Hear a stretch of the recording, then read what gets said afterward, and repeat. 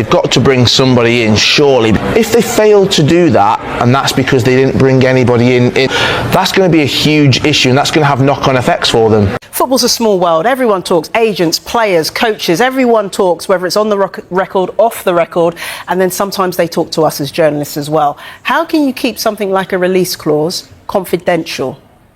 Depends.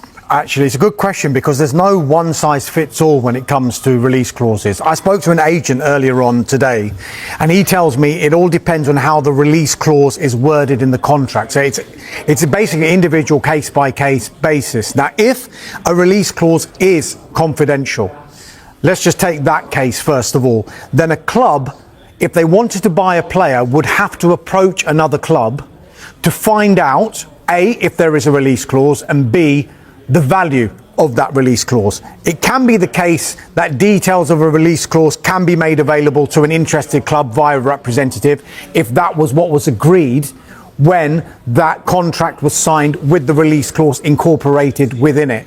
But if it is confidential, then there is still a club-to-club contact that would have to be made.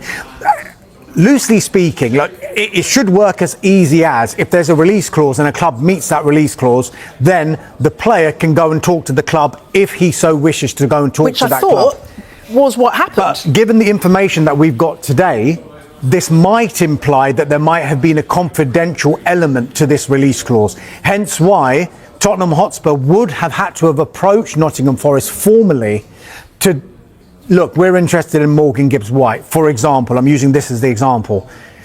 We'd be prepared to pay this much money. And it just so happens that the information that Rob Dorset was giving us today was effectively Tottenham Hotspur pitching their bid at exactly that release clause level, which is why Nottingham Forest have thought this doesn't sound entirely right, because we feel that this is confidential information that can only be gleaned from a club if there is club-to-club contact. Right. Some release clauses are under an NDA. So that release clause exists, but no one is allowed to know it. NDA meaning?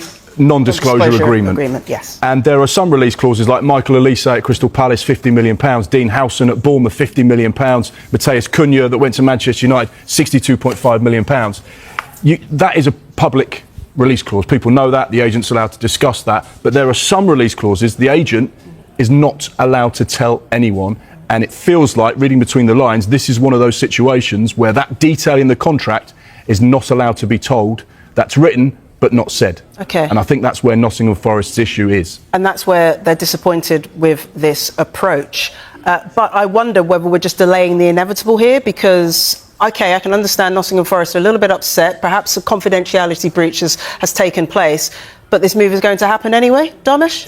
It feels like it will happen, but there is going to be a delay now, clearly, because after yesterday's news, we were expecting this to accelerate pretty quickly. As you said, you came off air and was like, right, this deal's happening.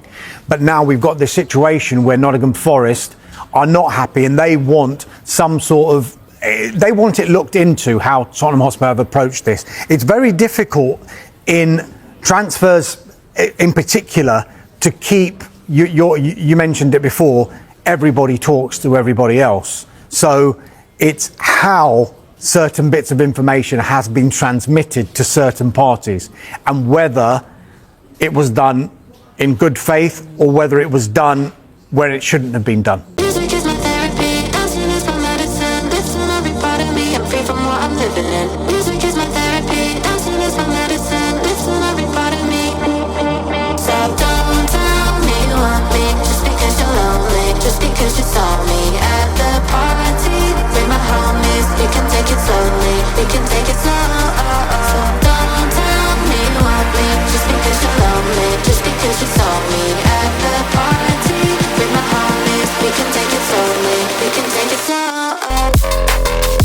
Please like this video and subscribe.